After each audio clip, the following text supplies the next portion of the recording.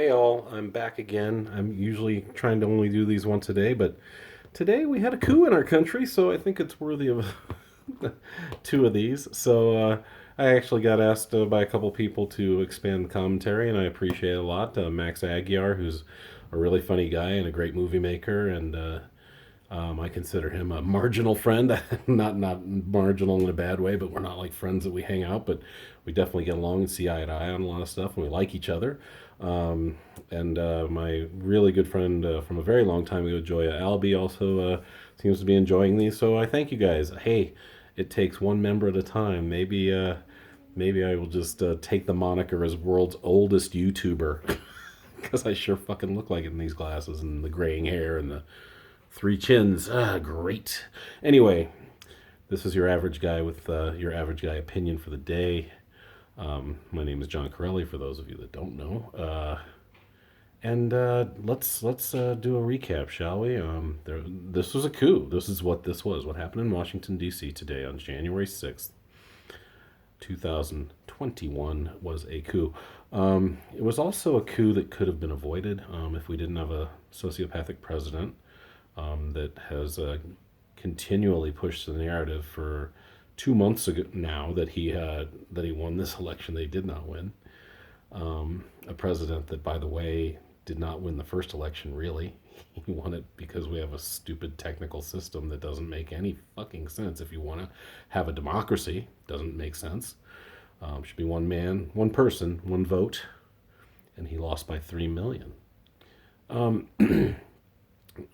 Republicans aren't very good at winning things in a fair way, really. I mean, you look at Bush in 2000. He had to steal that election too. He had lost by 600,000 votes. People forget that. They think about Florida and the hanging chads and the 900 or so votes that were or were not counted.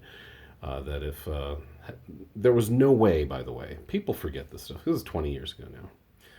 There was no way Gore was going to get the fair shake in Florida. A lot of you don't remember this, but Jeb Bush, George's brother, was the governor at the time. There was no way Al Gore was going to take Florida. And so to bring it down to that state, Gore knew he was screwed. But unlike Trump, even though Gore had 600,000 more votes nationally, he was a big boy. He put on his big boy pants and he eventually conceded the election. He didn't tell people to go to Washington and march and go to the Supreme Court and riot and freak out. Same with Hillary 4 years ago. She had 3 million more votes excuse me, I almost called him GW, than Trump. Trump is brilliant though. Trump's a sociopath, but he knows how to do things. He knows how to manipulate people and systems. He's gotten good at manipulating the political system. And by the way, I will compare this motherfucker to Hitler because he does what Hitler did. I studied the fucking guy, not Trump, Hitler. Hitler decimated the press. Hitler took the seeds of anger and hate that were fostered after World War One and the unfairness of the Versailles Treaty, and also taking the quite possibly the hardest hit of the Depression in the entire world. Germany got pounded. I'm a stamp collector because I'm fucking cool, but you can prove this by the devaluing of the dollar or the Deutschmark and how fast it would happen. They had to reprint stamps, just printed ink on top of each other. Like they would be worth 1 million one day, the next day they'd be worth 10 million stamps to mail a letter from Stuttgart to Munich or whatever. But that was the devaluing of the money was rampant and it would fluctuate every day. And so they couldn't even print a new style of stamp. They just had to take a ink printer and go, put-chunk, okay, those are 10 million now. I have the stamps to prove it. Anyway, but in 2016, when he did things that were brilliant, he said right before the election, he said, if I lose this election, it was rigged. He said he's going to do it again in 2020. People are like, no, he's not. I go, why wouldn't he? Of course he's going to do that. And that's what he did. So, and he did it for, what, up to a year before? So he has set the table for this. People that weren't expecting it should probably look into their history a little better. I mean, to be fair, I don't think we've ever had a sociopath of this level. leading our country. So, what happens? He gets basically cultists following him. I mean, because no level of logic that you throw at these people will change their minds about how they feel about this man, right? So, what does he do? He starts telling people to descend on Washington, stop the steal, blah blah blah. Um, so now today, I mean, this is what angers me. Now, yes, he is the commander in chief, so that's a scary thing that he can still apparently, I mean, probably constitutionally, has the power of the military at his beck and call.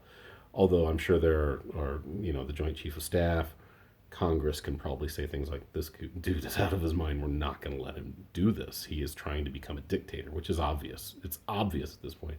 The man is trying to become a dictator, and unfortunately, there are millions that are fine with that. That's frightening. How did we get here? How did we get here? I mean, we've been a racist country the whole time, but how did we get to this level? How did we get to this fear mongering level? Were people that angry that Obama was president for 8 years? That a black man that showed millions of white people that I can not only be as good as you, I can be better than you. I'm more intelligent than you. I'm more articulate. I came from way lesser, um, upbringing. One of my parents was an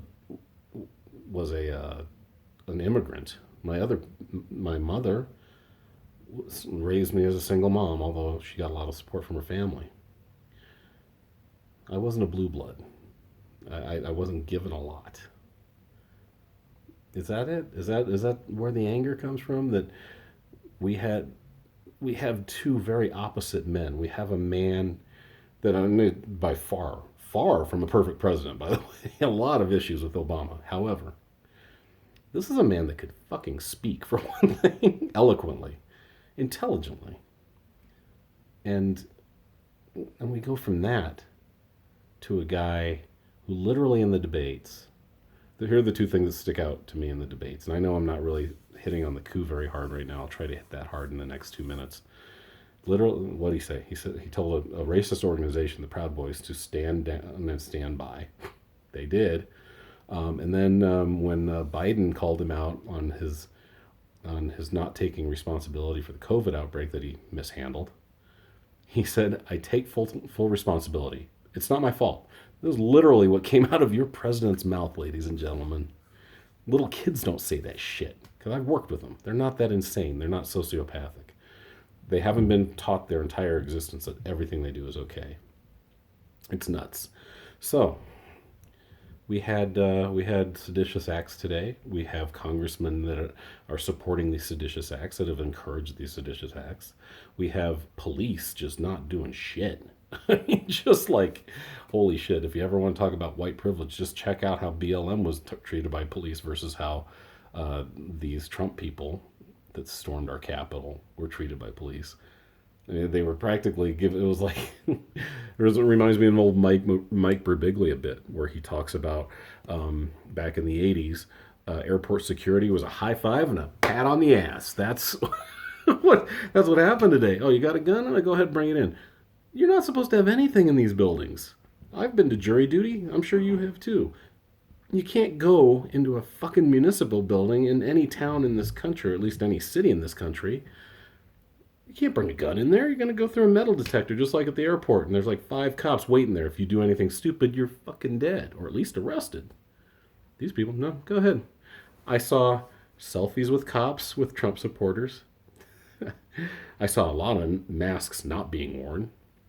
And I saw another part where there were those those barriers like they have in New York, like the 3-4 foot high metal barriers, look like old bike locks. You just chain your bikes to them. They just opened them for them. Oh, go ahead, be our guest, like they were fucking ushers at a movie theater. Except the people going into the Capitol didn't need tickets even. So it's fucked up. Let's see what happens tomorrow. I'll probably have a comment on it. I appreciate you guys listening, and thanks. I hope I didn't ramble too much, but it's just unbelievable. All right, you guys, have a great night. Stay safe. Much love. Peace.